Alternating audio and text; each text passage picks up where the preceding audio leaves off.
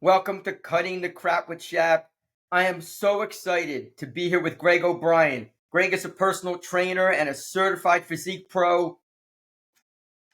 Before I get going, many of you know that I am deeply involved in fitness. I've been involved in the fitness field for almost 40 years, and it is an honor to bring on Greg to have him speak today. And I say that because Greg and I train at the same gym. I watch Greg work with many, many people, and he is always professional, highly educated, somebody I have spoken with many, many times. And after speaking with him, I was like, I got to get this guy on the podcast with me because he's got so much knowledge, and I think he's going to be a fabulous guest. You're going to learn so much. Again, for people that are interested, please subscribe to the channel. That's how the channel grows. That's how we share. If you're interested in being on the podcast, I'd love to have you on. All you have to do is just go to my website, cmsdreambig.com, or you can reach me on Twitter or X at Shapiro_WTHS, or just contact me through YouTube, and I'd love to have you on. So, Greg, how you doing, brother? Good, very good. Thanks for having me on. Appreciate it. Yeah, we're going to have a great time. So why don't you tell us a little bit about yourself? All right, so like you said, I'm a physique pro. I have two pro cards, an OCB, NGA. So I've always competed as a natural competitor. Actually, just competed this past year in March. And I've been a personal trainer now for 17 years. Like you said, I work at Body Dynamics in Huntington Valley. So I worked for AFC for a long time, and then went on, started my own business with it. So I'm an online coach. I train general fitness all the way to competitors. I'm also a judge for the OCB, so I'm pretty heavily involved with the bodybuilding world. And my goal is to just kind of keep spreading the good word to people and kind of get some good information out there because there's so much out there now. So, I made it a passion of mine to kind of go out and help, spread a good word and try and, cut a lot of the BS out there and get a lot of good information out to people. Big passion of mine. I've been doing it for a long time. I've heard it all at this point. So anxious to kind of dive into it a little bit here. Yeah, and I think what we're, listening to what Greg said, we've talked randomly so many times, Yep. just random. Every Saturday morning. Yeah, we'll start talking, and Yeah. but the conversations are always, really, really good, thoughtful. And again, one of the reasons that Greg's here is we are both huge believers in you got to get rid of the BS in the industry. Yeah. And there's a whole lot of that. There's a lot of good things out there. Yeah, There's a lot of good stuff. So I definitely don't want to ever make it seem like there's not good information. There's a ton of good information. But there's also a lot of stuff out there that kind of promotes this like get big, get fit, get strong quick like scheme. Yeah. And what are your thoughts on that? Well, like you said, like when you throw the word quick into it, right? Obviously, once that kind of comes into the equation, I feel like it turns into a sales game and someone's trying to sell something. And I get it. We're all trying to sell programs. We're all trying to make money. We're all trying to do all that. But, it's people being unrealistic in their, expectations of people. And they're kind of selling, a lot of flash and a lot of all that. And, and it sells people and people buy it. They might not know better information or anything like that. Someone might have a lot of followers on Instagram, and it kind of, people get appealed to that. And, like I said, like you said too, there's a lot of good information out there, right? So the goal is to kind of get a lot of people following the right information and following the right people and all that. It's tough though. It's tough because a lot of people don't really know where to start with it, right? So to me, it's like there's a lot of extreme information. And like you said, there's a lot of like quick fixes out there. So once that kind of gets thrown into the equation, I tend to steer away from that and try to bring people back to a more realistic approach, Yeah. And I love, actually, that was kind of thing. Like one of the things that we talked about, everybody, before we hopped on, is kind of this education from an expert perspective. Mm-hmm. So I have a degree in exercise science and went to school for it. Mm-hmm. Teaching fitness for a long time. Greg has a great background in it. When we talk about like that education from an expert perspective, I guess not only what does it mean to you, but what would you say to people? To me, it's someone that has a lot of experience with it and experience with working with people and working with themselves and people that have been doing it for a long time, right? Look, you've been at it a long time too. I'm sure you followed things in your program that you now look back on and realize maybe wasn't the best thing. I've been there Ton, too. A lot of tons of dietary stuff. things. Yeah, Yeah, right. tons of So stuff. again, it's not that like it's not wrong to go through that kind of stuff and experience that kind of stuff. I've learned a lot by doing wrong approaches, you kind of learn through that. The goal then is learn from it, adjust and adapt and understand that sustainability is everything in your routine, right? So if you're trying to find someone that to get your information from and they're preaching that kind of stuff, sustainability, consistency, all that kind of stuff, right off the start, that tells me that this person's starting to put out good information and kind of commit to that person a little bit more and see what they have to say. Again, there's a lot that are kind of preaching that quick fix idea, and it goes against everything that I try to do with it. You want to build sustainability and longevity and everything. And how do you do that? So slow and steady is the name of the game, right? People need to understand that if someone needs to lose a lot of weight, if someone has goals of lifting a lot of weight, whatever it is, it takes time. You don't gain weight overnight. You don't lose weight overnight. So the thing is, you kind of have to look at your own routine and just kind of evaluate where you can make some adjustments, make some small changes, things like that, and just let that compound over time. I think a lot of times people make too drastic of a change overnight, and it's just not sustainable, and then they fall off and rebound. So it's just a constant up and down. So you need someone that is able to build a program that is going to be sustainable for the long haul. That you don't need to constantly keep looking for a new program over and over again. It's so funny you say that because before we got on, I was watching somebody on YouTube who I've seen some of his videos. I'm not going to say his name. I don't want to call out anybody, but I was Yeah. watching this video and it was just interesting. He was talking about, and he's in great shape. He's an older guy. He's in really good shape. And he was talking about how fast he could lose weight going for a run. Yeah. Oh boy. So, and I was listening to it, and he is definitely educated. He's knowledgeable, but I want people to think about this. If somebody said to you, I'm going to go for a run, see how much weight I lose. Hmm. If you don't understand calories and weight loss, well, obviously, if I go out in the sun Yep. and it's 9, I'm going to lose a lot of weight, but Yep. it's not going to be, that's not going to be real weight. Yeah. Go home and drink water. You're gonna put it right back on. Exactly, exactly. Yeah. So, but for the app, for the person who doesn't know, they hear this, and now the guy, he comes in and he weighs like 180 pounds before running, comes back, he's now like 174. He's like, "Yeah, man, I lost 6 pounds." I'm like, Yeah. "No, you didn't. Yeah. You Yeah. you you didn't lose a pound. I Yeah. mean, maybe you lost 6 pounds of water, but the calories you burned, Yeah. okay, Yeah. you burned a couple hundred calories." But I Yeah. think that's kind of like The, slow and steady that you're talking about is yeah. critical. Well, and the calorie thing, I think, is a very misunderstood thing in itself. The whole calories in versus calories out thing, obviously, it's a needed thing for gaining and losing weight. But I think a lot of people don't understand that, like, you know, the calories in, yeah, you want to be doing it through a lot of nutritious foods. You want to be doing it through a lot of that kind of stuff. But you need to control your calories to lose weight. And I think a lot of people, people are very misunderstood on the whole portion control thing, aspect of dieting and all that. Like you said, like you might burn a couple hundred calories, but a couple hundred calories doesn't equate to pounds of weight loss.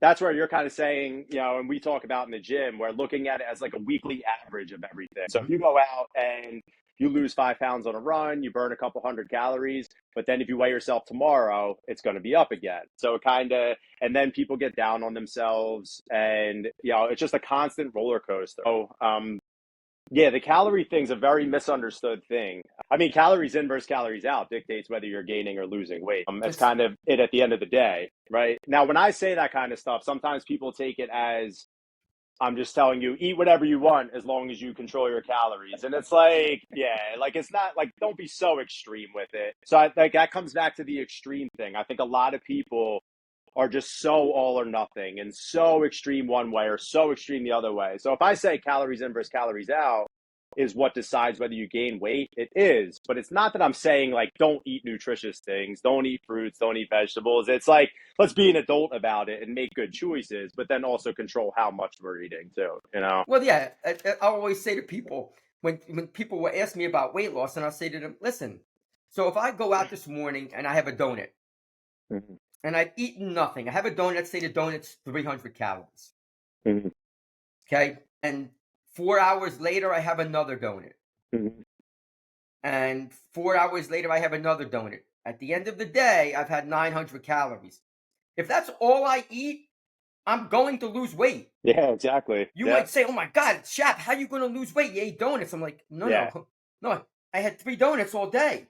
yeah. Of course, I'm going to lose weight, but that's so unhealthy." Do your best. You're not gonna, yeah. Again, your E- e- digestion's off, your nutrition's off, exactly. you're not hitting protein and all that. Yeah. So where I almost try to teach it where it's like you're looking at calories in versus calories out for your weight gain versus weight loss, but you're looking at the nutrition part of it is how you're gonna feel and how your health is gonna be and all that. So many people look at it as like it's one or the other, and it's not Mhm. that. It's a combination of both. It's eating the nutritious stuff, but also still controlling your portions and all that. Now, when you have like, and this is what the way that I teach it a lot, I'm all about flexibility. I'm all about, enjoying your time and going out to eat still and things like that. It's that people just make bad choices when they do those things. It's important to work in, time with your friends, time with your family and all that. So when people go out to eat and do that and they think, well, now I'm off my diet, I blew this, I blew that. It's just like, it's just not a healthy approach when you think that those things are the bad things. It's learning how to balance those things and making good choices and then kind of being sustainable with that for the long haul. A lot of Yeah, people don't do that. yeah. Well, I'll say to people like they'll say, "Do you have a cheat day?" And I'm like, "What is that?"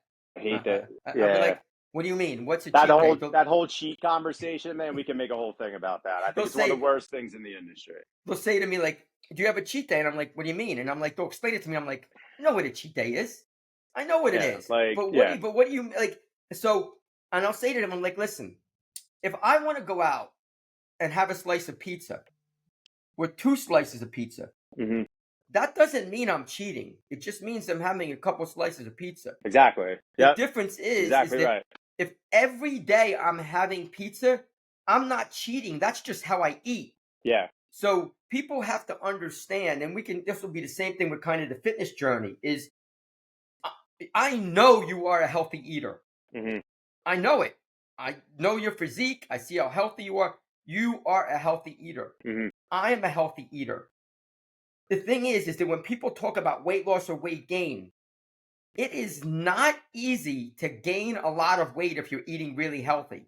It's yeah, not impossible, but it is yeah, hard. yeah. It is hard because you got to eat a lot of food. Yeah, So if you're it's a if you volume thing, right? It's a food ex- volume thing at that point. You got it. exactly. That's an important thing to understand, especially if you're trying to lose weight, right? Where if you need a calorie deficit to lose weight, you want to be doing it through nutritious foods because you're going to be full for longer. You're going to be, feel it's more sustainable. You're not like going off the three donut example. If you're only eating 1,500 calories a day and you put 900 of them down through donuts, you're going to be hungry. So you're going to go over your calories over the day. So it's not that you Yeah. can't do those things. It's just that your chances of success are lower now because you're going to be hungry at the end of the day. And that's where it's kind of finding that balance. So maybe instead of three donuts, it goes to one donut, but then you also have your fruits, vegetables, proteins, things like that, right? And then I kind of look at it as if 80% of your day you're filled with nutritious things like that, and the other 20% you're working in those fun things that you enjoy. You could do that for the rest of your life and be a healthy individual, never have a weight problem, and never feel like you're cheating on your diet. The ones that nail that down are easily the most successful people that I've worked with, and myself included. I Yeah. love when I work with people and people I even teach with, they'll say to me, "Oh man, I gotta have like a little piece of chocolate," and I'll say to them, I'm like, "Do you think that Yeah. Hershey Kiss is blowing up your Yeah. diet?" And they'll Exactly. be like, "I shouldn't eat that." I'm like, "Let me help you. Yeah. That Hershey Kiss, that's not it. Yeah. That's not it. Yeah. It's the cheese that you're putting on your pasta. Yeah. It's the butter that you're putting on things. It's the high calorie, not dense stuff that you're Yeah. putting on that is blowing up your diet. Not the Hershey Kiss. That's not it. But people don't. People think, and when it comes to the food that I have never met a person in all of my years of training people, coaching, teaching, that has gotten heavy eating chicken breast and vegetables. Yeah, it's very, very difficult. Yeah, it's very, and Never. like you said, though, it's not that you can't gain weight by eating these things. Again, it's like you'll get people that if they're doing, say, like fruit smoothies and things like that, before, and that's how I, get fruit a lot, right? You throw protein powder into a smoothie and things like that. But if you're just like kind of nonchalantly throwing things in and you throw avocado in, you throw this before you know it, you're 800 calories in, right? Right. Now, 800 nutritious calories. So I will say you get a lot of nutrients out of it, but that's where people kind of go wrong with is this healthy or not? Like, yes, it's Right. healthy, but there needs to be a little bit more context to it. It's healthy, yes, but it's calorie dense as well. So if you just back down a couple of those things, cut down some of those sources like in half, you save yourself a couple hundred calories. It adds up over time. It Well, compounds over time. that's like people will talk about like avocados, right? Yeah, I'll say to people all the time that avocados are incredibly healthy yeah, in very nutritious. moderation, because you have to look at, like, people often get confused about, like, the healthiness and the calories. And I'm like, there are lots of nutritious foods that are very calorie dense. So if you Yeah, have a piece of steak, a quality piece of steak, not ribeye, but if you have a quality piece of steak, it can be relatively calorie heavy, but very yeah, nutritious. yeah, So it's a matter of, if if you need 2,400 calories to kind of maintain your weight, and you are eating 3,000 of them, and even if they're nutritious, you're going to gain weight. yeah, yeah. And then they're It's going to be confused why they're gaining weight. I'm eating all this healthy food and all that. So, that's it. That's where the portion control aspect comes down into it. And like I think that's a very misunderstood and overlooked thing as well in all of it. So like you said, like I do try to look at foods more as like a not good and bad, but Mhm. more nutritious and less nutritious. I think that's a big part of it is just like the mentality towards the food, right? When you think things are bad, you're going to want to crave them a lot more. It's just human nature, right? To want what you can't have. So when you think that like this is bad, I can't have this, and then you deprive it, when you finally have it again, because you will have it again, whatever it is, you go off the rails with it. So, and then you blow it out. So now, like, your good week just turned bad. You feel guilty about it. Where it's like you're saying, like, the chocolate, for the sake of like 100 calories, like, just have it and save yourself that blowout down the road. It'll keep it more sustainable for much longer, for That's sure. true. And again, I don't like the term moderation, because I think people just, they don't, well, first, they don't understand what it even means. Yeah, But what yeah, I kind of say is, like, kind of what you said before is, you have to, for people that are watching and listening, it's really just understanding food. yeah, Like, you got to get educated on food. The first thing is to understand, to know what healthy is. Then you can make an informed decision. If yeah, you don't know what healthy is, then you are not going to be informed, and not everybody knows. It's like the number one thing that I'll say to people when I teach about nutrition, I'll say to them, "Can you tell me the main nutrient in peanut butter?" And they will say protein. Like, drives me nuts. right, Yeah, right. But that's yeah, because that's what's been spread. yeah. And I'm like, not even close. You can It's have a funny Greek. because people always get mad at me when I spread the peanut butter information because obviously everyone loves it too. But yeah, when you come and say peanut butter is not a protein source, just because something has protein doesn't make it a protein source. It's a fat source that has protein to it. There's a lot of Exactly. things like that. Yeah. Now, one thing I'll say with it too is like when you're talking about someone just starting or someone trying to build a little bit of momentum to it, if someone is making no good choices in it, right, and they're just eating whatever they want and all that, you almost, I don't want to say don't worry about calories, but to your point where it's hard to eat too many calories of these nutritious foods. So if someone just starts making better choices, they go out to eat, they don't order the worst thing on the menu, they eat half the portion that they normally do. To me, that builds a lot of momentum. Like almost take out like the health of it. I'm not saying be unhealthy. I'm not saying eat bad foods. I'm saying just start making better choices. And that leads to a lot of the things that we're talking about here, right? Then you start making better choices. You start seeing how you feel with these foods, what foods you like. And then at that point, if you want to start kind of counting your calories a little bit tighter, I think you kind of build momentum into it. I think that's where a lot of people go wrong too, is they just go all in where it's like they've never they've never tracked a food before, and now they're trying to track every macro that they eat, and it's unrealistic, you know. Yeah, And again, that's I'm a big macro counter. I believe in counting macros, but I think there's steps that are needed to get to that. see, and it's interesting. I've never been a macro guy. Well, I've never been a Yeah, macro count, and I always say that I don't believe I don't believe when it comes to macros counting, there's a right or wrong. yeah, The first thing is you got to get educated. yeah. Is It's you number know, one but always. you got to get educated. And what you said, I think, is the point you just made is critical. Most important point, in my opinion, so far during our conversation is in the health and wellness world, fitness world, whatever you want to call it. We our initial talk was about this quick fix, Hmm. and I love how you mentioned that when somebody is starting. So if you're out there and you are thinking about changing your food, your eating habits, it is not about going from unhealthy to healthy. Hmm. I love how you said that. It Yeah. is much more about understanding food, Huge. understanding it, because what happens is, and this is why you and I both really despise all the misinformation out there. Things like a keto diet.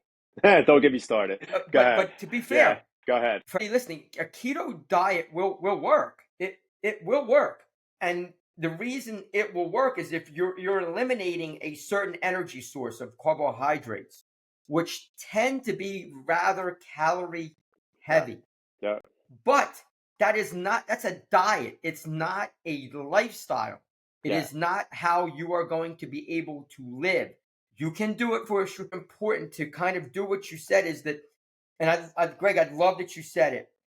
It's that idea that when you start, instead of going full bore, just make one small change. So I yeah, love your going out to eat.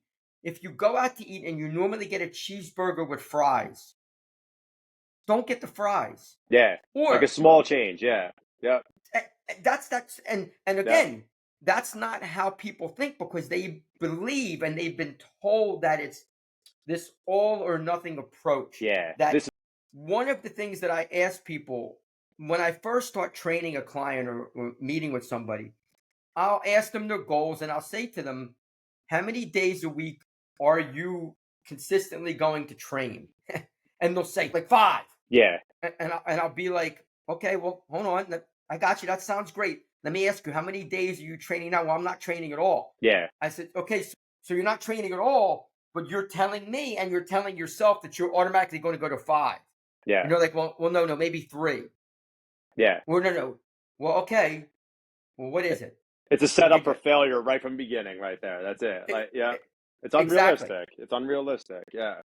So how do you? That's a perfect time. So how do you help people kind of set those realistic goals that are going to help them be successful? Yeah, so I mean, that's a big one. I mean, I kind of pointed out just like we're saying right here, where it's just like, okay, you aren't working out at all, and you're saying you're going to go to five. Like, is that honestly a realistic thing? And kind of like, you just have that conversation, right? And a lot of times they'll recognize that maybe it's not, right? And you bring it back to, again, I come back to the building momentum a lot, right? I think that is one of the most important things in like a lot of things that you're going to do. But if you tell someone, okay, like let's just start with two and then maybe walk a little bit more on the days that you're not, right? Now you kind of flip it back on the person. They realize, okay, that's pretty realistic right there, right? So Hmm. if you can get that initial mindset that someone recognizes that that's more realistic, and they'll be able to build the momentum off of it, that'll lead to so many other things. So it's kind of getting people to believe that, like, okay, just walking a little bit more, drinking a little bit more water, and lifting 2 days a week, how far that can go for someone. So it's tough. I'm not saying it's easy to get someone, right? Because again, they see so many things. Oh, you got to lift 5 days a week. You have to do this. You have to do this, and it's kind of like, all right, well, let's back it up a little bit. Let's start with two and kind of build some habits off that. But like you said, like I'm all about just trying to build that like one or two habits and do it for a week or two, and then let that carry into the next thing. Again, it's not always the easiest thing to do with someone. Some people take to it better than others. Um, Again, a lot of times, like people need to recognize, like you didn't gain weight overnight, so you're not going to lose it overnight. So kind of Hmm. bring it back to a more sustainable thing. That's kind of like the same thing in the fitness realm. Like when I see people, like I'll get this a lot, especially from young people that I teach, and they'll say, Shap, I don't understand. This guy's been training for 6 months, and I've been training for 6 months, and he's like jacked, and I'm not. And I'll be like, he's him, you're Yeah, you. Like, exactly. like focus on what you need to do to get better. And I guess that kind of goes into if you were taking somebody new and Hmm. they come to you and they say, "Hey, Greg, I'm looking to get in shape, looking to get stronger, more fit." What key principles would you say to them? Uh, well, first, again, you kind of analyze what they're already doing, right? And again, I would put in just realistic goals, right? You kind of work backwards from things where if someone has a goal of losing 50 pounds or whatever it is, you kind of, work backwards from that. You kind of break down their daily habits, their routine, everything like that. And you kind of build off of that. But key principles, again, is sustainability. I just come back to every single time, right? Because everyone has tried some kind of diet out there. Everyone has tried, right? And there's a reason we're here now. There's a reason you're coming to me where it's like, okay, I tried this, it worked for a little bit, I fell off, and now you came to me to build a healthy habit. So the principles, yeah, sustainability and consistency to me are the top two, right? I would rather someone have a mediocre plan, but be able to do it really well rather than Mhm. someone that found a really good plan and just doesn't do it, right? You could have a Right. perfect diet plan, but if you don't follow it, nothing's going to happen. If someone has a 60% plan, but they do it really well, that's going to domino to so many other things, right? And it's going to build consistency in other things that it leads into, you know, better success in everything, right? So sustainability and consistency are two of the top things that I will always kind of in the initial conversation have. Is what we're doing sustainable? Are you going to enjoy it? Maybe not enjoy it, but are you not going to dread it, right? So if you're looking at a routine and you already dread it and it just sounds miserable and I can't eat carbs and this, just walk away from it. So That's so sustainability and consistency key. that's so true. Because when I talk to people about training, like fitness and getting strong, one of the things I'll always say to them is first of all, you have to at least tolerate this. Yeah. You Yeah. have to tolerate it. Yeah. And Yeah. I You can might tell not you, love it. You might not love what you're doing, but you can't hate it, right? Definitely as- can't and hate it, it. and especially I'll say to them, they're like, "Do you love training?" And I'm like, "I do." I Yeah. said, "But I've also been training for 40 Yeah. years." And I Yeah. said, "But to be honest, there are days where I go to the gym where I don't want to go." And again, that's kind of like that lifestyle piece. And they'll say, "Well, what do you do?" I'll say, "I generally go because Hey, just I've go. made Yeah. Just right." go. And Yeah. the first thing that I say to people, obviously the sustainability and consistent piece is huge. Yeah. That is huge. Without Yeah. that, forget everything There's else. nothing. You, Yeah. you might as Nothing. well. There's nothing to talk about if you're not doing those things. I Right. think beyond that is my belief, and you said this is the small steps. Is Yeah. and I don't know how you'll feel about this, but I'll bring it up whenever I'm teaching people, like let's say strength training. I always say to them, let's learn these basic movements, make them the foundation of our exercise training. Not doing a bicep curl. Yeah. Learn how to good biceps, then curls will do it. But you won't get anything else. Yeah. You won't reap any other benefits. So the people that are watching, if you are involved in a training plan for let's say strength training, it is critical that you are doing movements that are going to promote hypertrophy. If you Hmm. don't know what hypertrophy means, it just means bigger muscles. Yep. You need to do exercises that are going to do that. So if somebody came to you, what are like exercises that you would be like that you would really say? What are your go-tos? My go-tos, I can give you so a squat variation, a deadlift variation, some kind of chest press, some kind of shoulder press, and then some kind of back movement. There's maybe lat pull down or some kind of row. But those are typically like my top five. And again, like obviously, there's going to be people that have limitations and things like that. Mhm. But just like a very generic, that's what I would like people to do. And again, like when you say squat and deadlift and all that, it doesn't necessarily just mean throw a bar on your shoulders and Mhm. squat it, right? It could be as simple as set a chair up and just have someone sit down and stand up, right?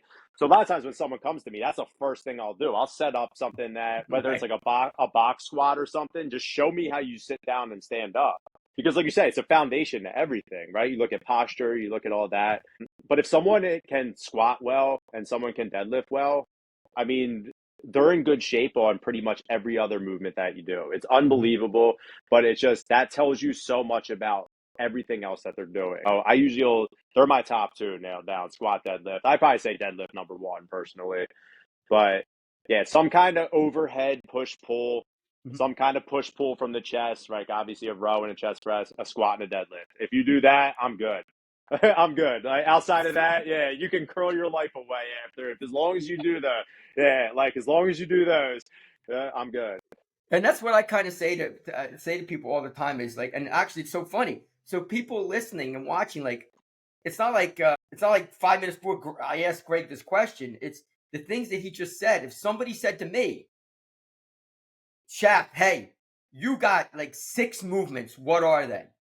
You Yep. That's all you can do." I am going to say some kind of squat variation. And I love how Greg said a variation. Hmm. He didn't say squat with a bar. A squat with a bar is great if you can do it. Yeah, But a kettlebell squat, you a got it. box squat, some kind of squat, a deadlift variation. Some people have trouble hinging. Yeah, You got to be able to learn that basic hinge. So maybe yeah, it's just a partial deadlift, or yeah, maybe it's a partial RDL, or just something. Some kind of squat, some kind of deadlift, some kind of pressing movement for your chest. Oh, it could be a dumbbell press. It could be a bench press. Some kind of overhead press, something overhead, and some kind of pulling motion, like a lat pull down, like a pull up, like a chin yeah, up, like a row. If you're doing those things, they you are going to be covering yeah. You're a strong 90 person. over 90% of the things you need to do. And then outside of that, you have all those ISO movements. I guess the question would be, so we got those core exercises. What are, let's say, 5 of your favorite ISO movements? ISO movements. Yeah, so I same thing. If I'm doing all my presses and everything like that, I'll go. Yeah, I do like flies afterwards. I do like. I'm a lunge fan. Oh, I think some kind of lunge and some kind of split squat. I almost like still put that in with squatting and yep, deadlifting. I almost put that like lunges over the last couple of years. They keep moving up in my list. Like they might be top five at this point yep. now. But again, because it works so much for your balance and so many stabilizers, it's just a valuable movement. I like doing a lot of cable work too, Mhm. actually. So doing if I'm doing biceps and triceps, I do a lot of it on the cables. Doing raises on the cables. I do think shoulder raises, front, side, all that. I still definitely hit all those. And I actually do use a lot more variations of those. Meaning that, like, when I come into deadlift, it's going to be a barbell. It's going to be as simple as possible. And then the secondary movements, it's kind of have a little bit more fun with Mhm. change those up a little bit, try different variations because it keeps it interesting. But as long as you do those meat and potato ones first, I do like flies a lot for the chest. I like Mhm. isolating with that. Like straight arm pull downs on a cable, I think is a really good lat movement too. So there Mhm. is a lot of them that I do. But Mhm. again, it's when I go into the gym, my thought is not those movements. My thought is let's hit these big ones first, and then we can go into that afterwards. That Yeah. goes into, and I think a lot of people, one that I think is misunderstood a lot is those compound movements also burn the most amount of calories, right? So Yes. so if Yes. we're talking calories in versus calories out for weight loss, if someone wants to lose a lot of weight, take even building a lot of muscle. Now I do think building lean muscle should pretty much always be the goal. Mhm. But if someone's goal is drastic weight loss, I still think they should be doing those movements because they're expending the most amount of calories, which means they're going to be in that calorie deficit that you're looking for, right? If someone needs to lose a lot of weight and they go to a gym and just grab 10-pound dumbbells and just curl them, you're not burning anything, Right. right? I think we kind of said before, you'd almost be better off just picking up a weight and walking around the gym, right? Walk up and down the steps. Put it down, pick it back up again. Like kind of just those bigger compound movements burn more overall. And you'll lose more weight overall that way too. So that's why I always gravitate towards those compounds over everything, you know? That's funny. I forgot to mention one of my favorite exercises, and I love that you mentioned the lunge because I think a lunge is a game changer. The only thing about a lunge, it can be really hard for people new who don't have a lot of Yeah. mobility to be Yeah. able to lunge. But beyond that, I always say to them, I forgot to include this, and when I'm the kids will say to me about burning calories, and I'm like, look, see the dumbbell rack over there? I'm like, go over, pick up a couple of dumbbells, and start walking with them. Yeah. I'm like, and they're like, really that simple? I'm like, how much do you weigh? I'm like, well, they're like, I'm 180 pounds. I'm like, okay. If I give you two 30-pound dumbbells and you start walking, do you realize that you have just added a third of your body weight Yeah. and are Yeah. now walking with it? Think about the calorie burn You that got is it. going to come from walking with a third more of your weight. And You that's, got it. again, something where anybody can do it. They also have a carryover effect, right? So if you go into like your day to day life, right, you're carrying groceries in from your car. You're Yeah. basically training it harder at the gym, right? Same thing with lunges, split squats, and all that. It makes you better going up and down the steps. It makes you better. Yep. So as you age and as you do, like it's just those movements have a carryover outside, not just building muscle, not just it makes you a more functional person, right? And it's what we all want, right? It should be at least. I love that. I've been on this big kick recently. I've posted a lot of stuff about it, and it's how many how many reps do you generally recommend on most exercises? Because I'll tell you what I've been hearing. So I posted this out there, and it got a ton of responses from people. So there was this kind of scientific study that came out that talked about like hypertrophy, 5 to 30 reps. That's the Hmm. range. Yeah. And I got on this whole thing, and I was like, that is such that's so bogus to say 5 to Yeah. 30 reps. And I Yeah. said it's because first of all, if you are squatting and you're going to do 5 sets of 30, Yeah. Yeah. I want to see you do 5 sets of 30. And first of all, if you're doing 30 reps, Yeah. Yeah. and people were commenting back, and I would be like, listen, if you're doing bicep curls, yes, it is very feasible to do some higher reps. You're not going to do a set of 3 on dumbbell curls. Yeah. But if you are doing compounds, if I put you under a squat rack and I ask you to do 5 by 30, and I'm talking about a legitimate weight, if your first set of 30 is to failure, there is no way you are doing that Yeah. second set with Yeah. the same weight. Yeah. Like you're dogging it. You're dogging those. Yeah. Like a lot of it. You're leaving a lot of result on the table because you're not going heavy enough. Or yeah. Yep. Yeah. Yeah. In terms of my rep ranges, I've always been like a 6 to 12 for the Mhm. most part, maybe Yep. with the occasional 15 and all that. I do think from my experience, some people lift better in certain rep ranges from what I see. Mhm. So my biggest thing is I'm looking at overall volume, right? So I'm just Mhm. trying to increase that over time. So if someone is a little bit more of a general fitness person, they might not be powerlifting like you are and all that.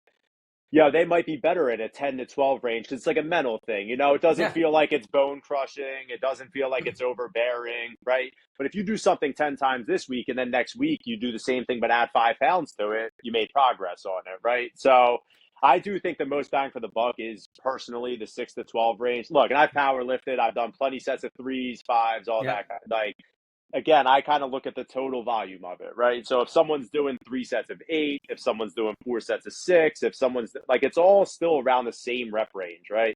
So if Mhm. you're doing a lower rep range, if you're doing 5, now you're getting into 5 sets of it, 6 sets of it. So I kind of look at like the more the total volume of it and how Mhm. much weight you're lifting. But in terms of like, I'm always kind of between 6 and 12 personally. Mhm. Maybe the occasional 15, but once I start getting into 15, I think that's a little high. And it's funny. I'll say to people, unless you are powerlifting. So for those of you who don't know, I spent 28 years bodybuilding, and I've been powerlifting recently. That's kind of the thing I've been doing. For the most part, most of my rep ranges, excuse me, in its doing season are between 3 and 8. But now I'm in an hypertrophy phase. It's off season. I believe that for the most part, I try to keep my rep ranges from 5 to 15, almost always in that range. And Yep. And the 15 is going to be more towards my iso movements. The Exactly. fives are kind of more towards my compounds, but specific compounds. Like I'm not doing a lat pull down with 5 reps. The lat pull down might be something like Greg said, 6 to 12. Yeah. But again, I think this is really critical. Again, Greg talked about overall volume, which I think is critical.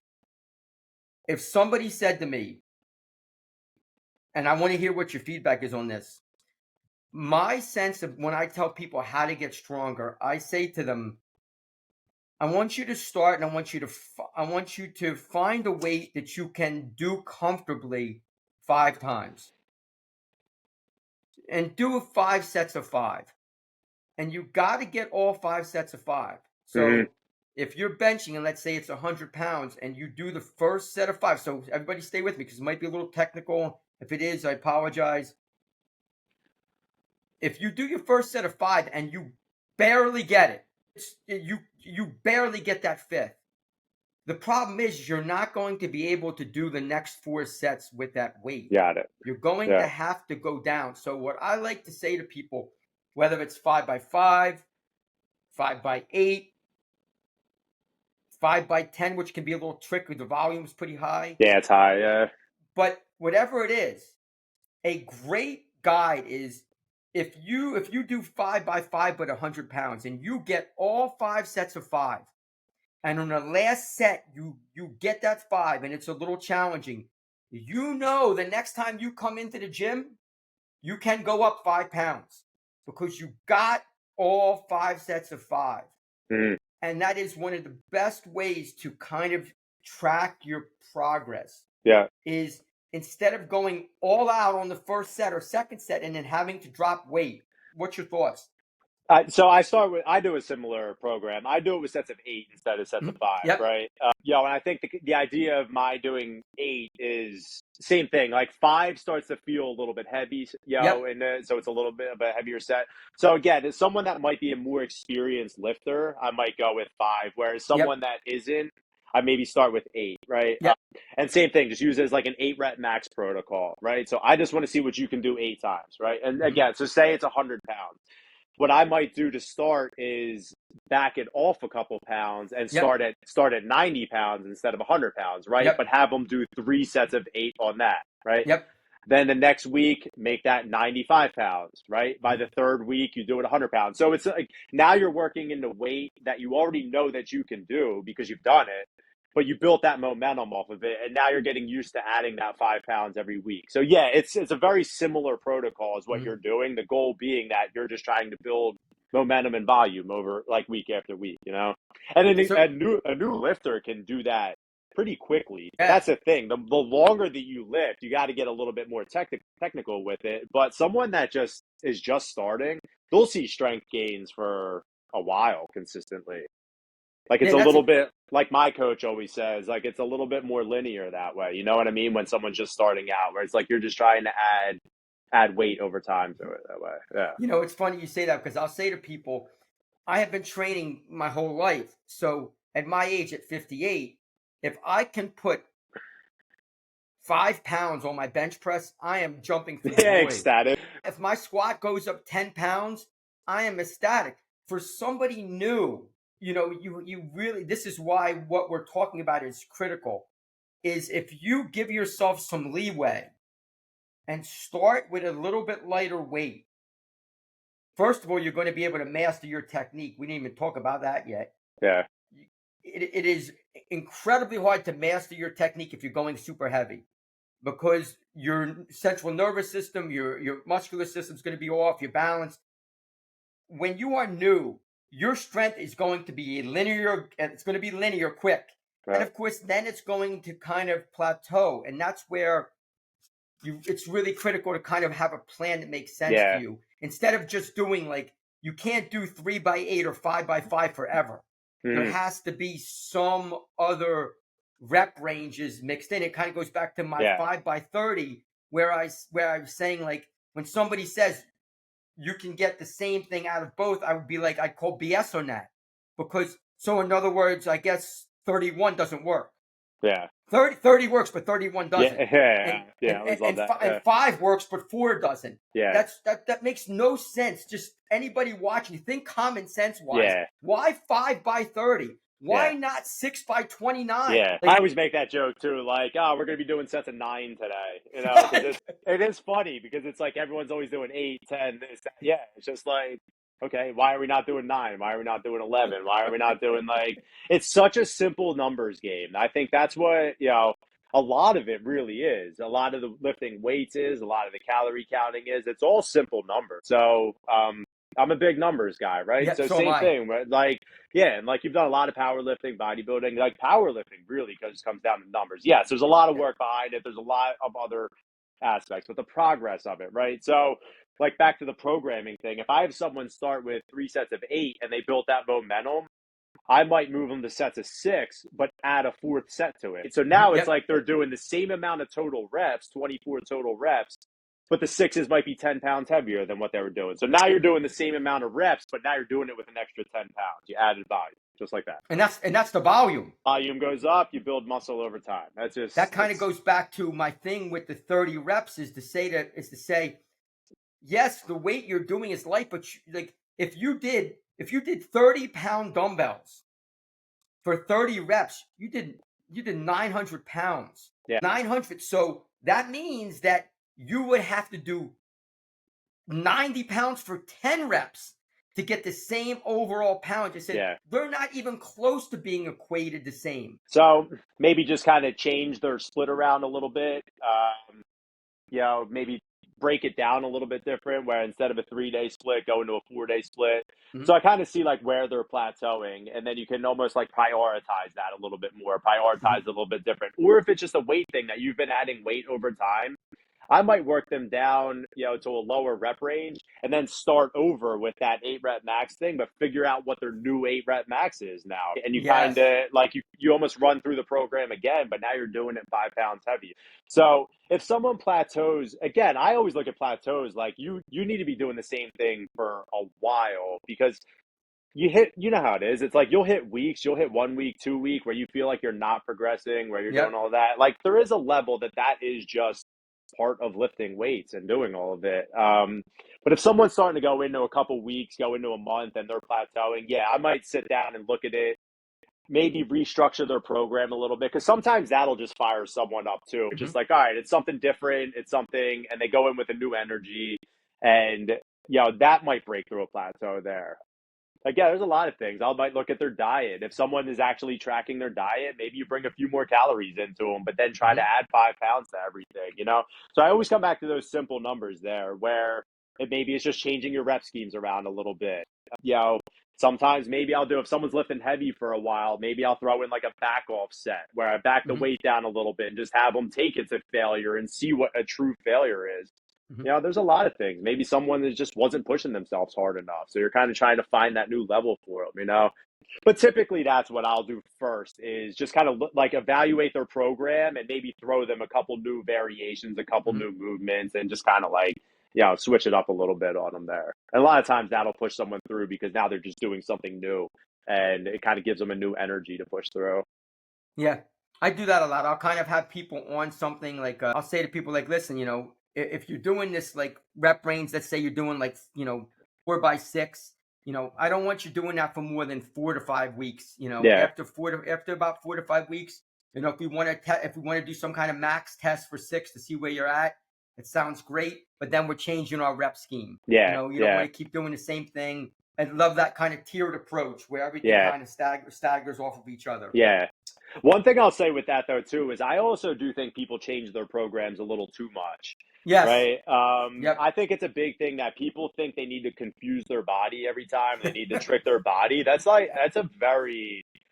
a lot Muscle of people up. Yeah, like that whole muscle muscle confusion. yeah, like come on, yeah. You're confusing That's yourself more than anything, Yeah, right? that's from years ago. The Yeah, for those of you anybody old, Muscle and Fitness magazine, which was around 40 years ago, there was a guy named Joe Weider. He was the guy who was a big guy in the fitness. And every magazine would have another principle. The muscle confusion principle, the muscle isolation principle. Everything was a principle. and it'd be Yeah. like, what the frick is the what Yeah. is the muscle confusion principle? Yeah. We got to confuse the muscles. And I would say, that's why I say to people, first of all, your body doesn't know that it's Wednesday. Yeah. It has Yeah. no idea. It Yeah. doesn't know it's Wednesday. All it knows is how it feels. So if you have a hard squat session and you have not squatted in a month, when you wake up on Thursday, there's no muscle confusion. You're going to be freaking sore. Yeah. Yeah. That's what it's going to Yeah. be. Yeah. Yeah. And that's the thing. It's like you never like we come back to this momentum thing a lot, right? If you're constantly changing your workouts and constantly changing your movements, you never actually learn the movements that you're doing. So you're Right. never going to build that momentum. So that's like what, and that can kind of come back to where we started with like having someone start out, pick a routine that you don't like and stick to it for longer than you think you need to stick to it, right? You don't Mm-hmm. need to change it every time, but do it for 2 months straight through and see how it, and build. Mm-hmm. And Mm-hmm. then you'll realize that it's a good routine and you're building momentum off of it. I want to kind of get a little more personal, okay? Yeah. So hopefully everybody you're really enjoying the conversation. And again, I'm going to have Greg on again because he's got so much knowledge. Let me ask you, what challenges have you really had in your life, and how have you overcome them? Just in general or in fitness or Whatever you do, you go wherever you want to go. all right. So like now I run my own business now, right? Personal training business. I work for myself. Um, for a long time, I didn't know what the direction was with it. I've been a trainer for a really long time. Again, I was never great in school. I was never, the most studious person, never getting in trouble or anything like that. But I found my niche in this, right? And tried to learn how I really learn things and how I apply things and all that.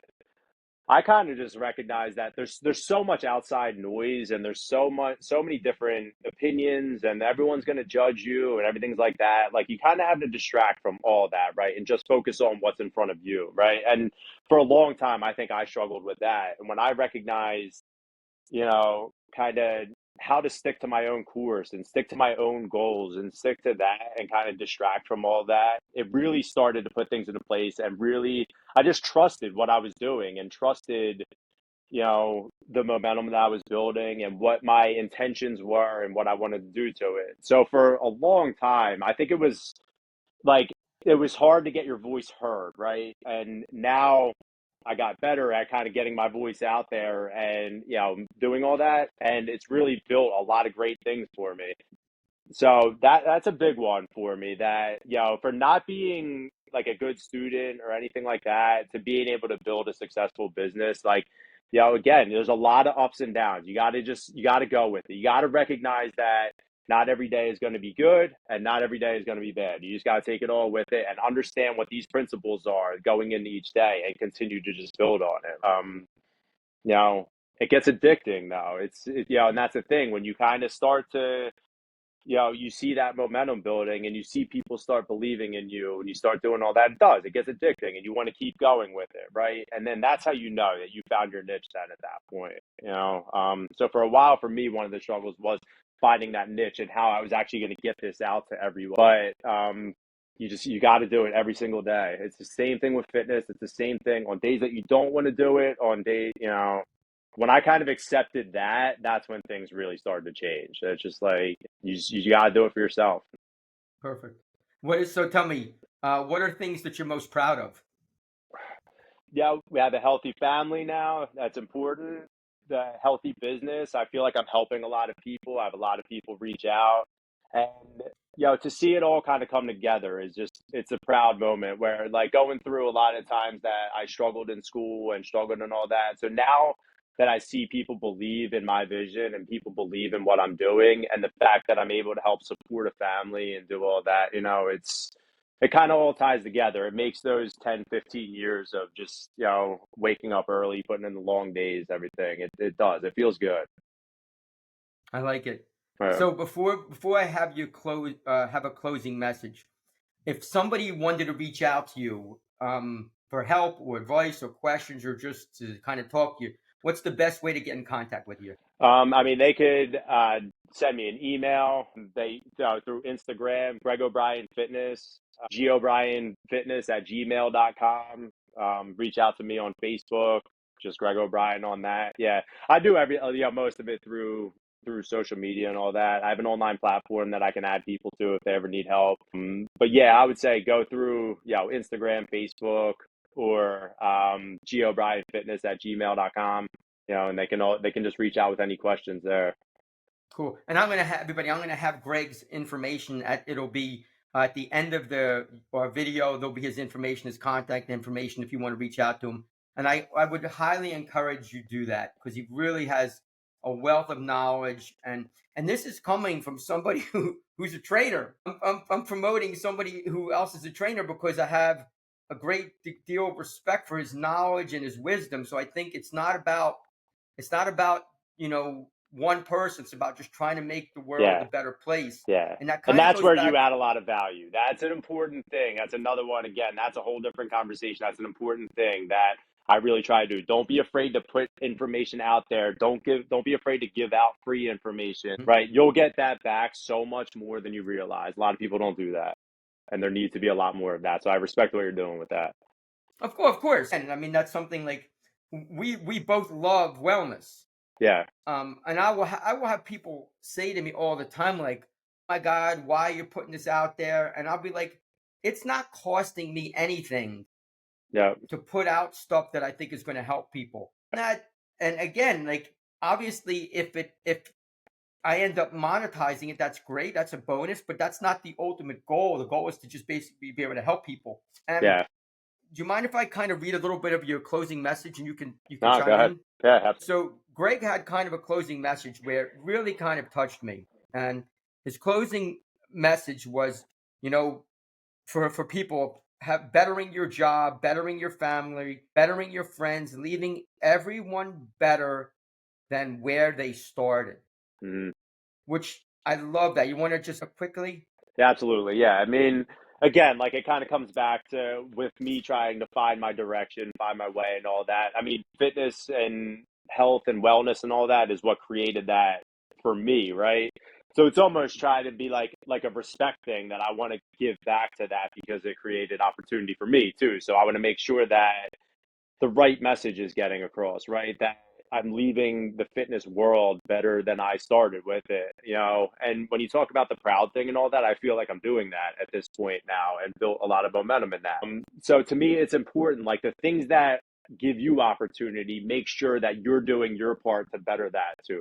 And that's where I think that the gym important for a lot of people because of that. It's not just about looking better. It's not just about doing that. Sometimes it's people's escape. Sometimes it's their way of getting their message out there and some right. So when everyone's so quick to write off like, oh, you're just a gym goer, you're this, like recognize that like this gave me a voice and it gave me opportunity and now I'm doing giving back to that to help more people also do the same thing, right?